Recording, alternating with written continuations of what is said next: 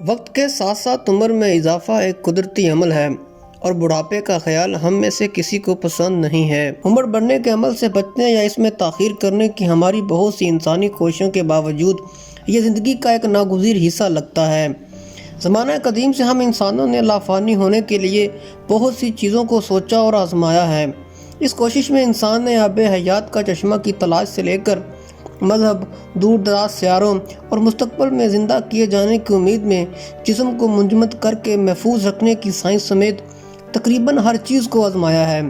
جہاں ایک طرف ہم آسمانوں اور دنیا کے تمام کونوں کی خاک چھان رہے تھے، وہیں اس دوران لافانی ہونے کا راز ہمارے آس پاس کہیں موجود تھا۔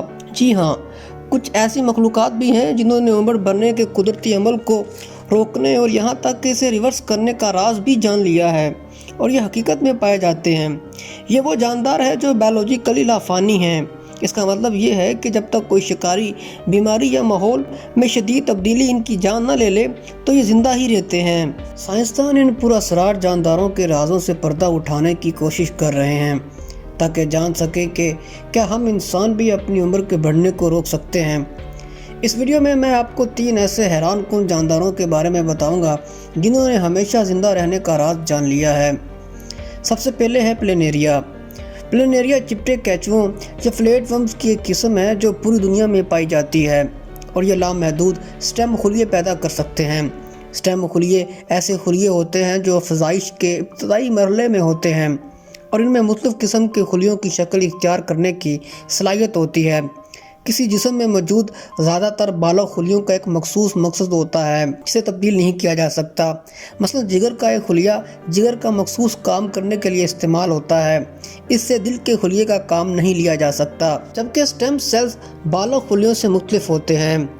جب ایک سٹیم سیل تقسیم ہوتا ہے تو ہر نئے خلیے میں یہ صلاحیت ہوتی ہے کہ یا تو وہ سٹیم سیل کی شکل میں قائم رہے یا ایک ایسا خلیہ بن جائے جو جسم میں کوئی مخصوص کام سر انجام دینے کی صلاحیت رکھتا ہو۔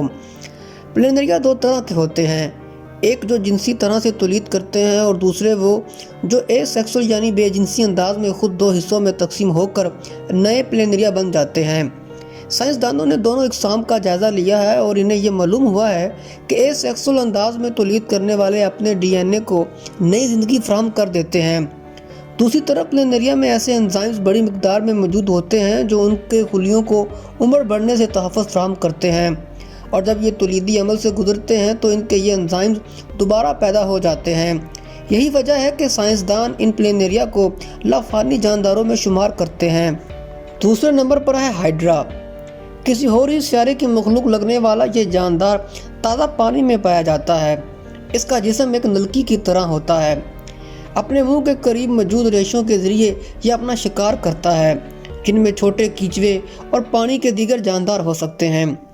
مائکروسکوپ ایجاد کرنے والے سائنسدان نے جب جانداروں کا پہلی مرتبہ خرد بینی جائزہ لیا تو ہائیڈرا ان میں شامل پہلے جاندار تھے۔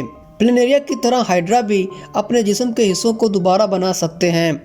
ان کی ممکنہ لافانیت کے بارے میں سمجھنے کے لیے ضروری ہے کہ ہم ان کے سٹیم خلیوں کو سمجھیں جو لامحدود انداز میں خود بخود پیدا ہوتے رہتے ہیں۔ ہائیڈرا کے گروپ کا کئی برسوں تک جائزہ لینے والے سائنسدانوں کو ان میں عمر بڑھنے کے کوئی اثرات نہیں دکھائی دیے۔ سن 2018 میں سائنسدانوں نے یہ مفروضہ پیش کیا کہ ہائیڈرا ممکنہ طور پر لافانی اس لیے ہے کیونکہ یہ ٹرانسپوزون جینز یا جمپنگ جینز کہلانے والے جینز کو کنٹرول کر سکتے ہیں۔ یہ وہ جینز ہیں جو جینوم کے ایک حصے سے دوسرے حصے پر چھلانگ لگا سکتے ہیں، جس سے جینیاتی تبدیلیاں وقوع پذیر ہوتی ہیں۔ جب ہم نوجوان ہوتے ہیں تو ہمارا جسم ان جینز کو کنٹرول کر سکتا ہے، مگر جیسے جیسے ہماری عمر بڑھتی ہے ویسے ویسے ہمارے جسم کا کنٹرول ان جینز پر کمزور ہوتا جاتا ہے۔ دوسری طرف ہائیڈرا ممکنہ طور پر ان جینز کو ہمیشہ کنٹرول میں رکھ سکتے ہیں۔ تیسرے نمبر پر ہے جیلی فش۔ لافانی جیلی فش سمندری پانیوں میں پائی جاتی ہے۔ اسے سب سے پہلے 1880 عیسوی کی دہائی میں بحیرہ روم میں دریافت کیا گیا۔ یہ بہت چھوٹی ہوتی ہے اور اسے سمندری پودے، مچھلیوں کے انڈے اور چھوٹے کھونگے کھانے کا شوق ہوتا ہے۔ اس جیلی فش کے بارے میں حیران کن بات یہ ہے کہ یہ اپنی زندگی کو واپس پلٹا لیتی ہے۔ جب یہ بوڑھا ہونے کا احساس محسوس کرتی ہے تو یہ خود کو اپنی زندگی کے شروعاتی دور میں لے جاتی ہے۔ یہ ایسے ہی ہے جیسے کوئی تتلی دوبارہ کیڑے کی شکل اختیار کر لے۔ اس عمل کو ٹرانس ڈفرینشیشن کہتے ہیں۔ ٹرانس ڈفرینشیشن تب ہوتی ہے جب مکمل طور پر بالغ خلیہ خود کو ایک اور قسم کے بالغ خلیوں میں تبدیل کر لے۔ سائنسدانوں کے لیے یہ پورا مرحلہ اب بھی ایک راز ہے۔ ناظرین گرامی، ویڈیو پسند آنے کی صورت میں اسے لائک اور دوستوں میں شیئر ضرور کر دیجیے گا۔ آپ سے ملاقات ہوگی اگلی ویڈیو میں، تب تک اپنا بہت سا خیال رکھیے گا۔ اللہ حافظ۔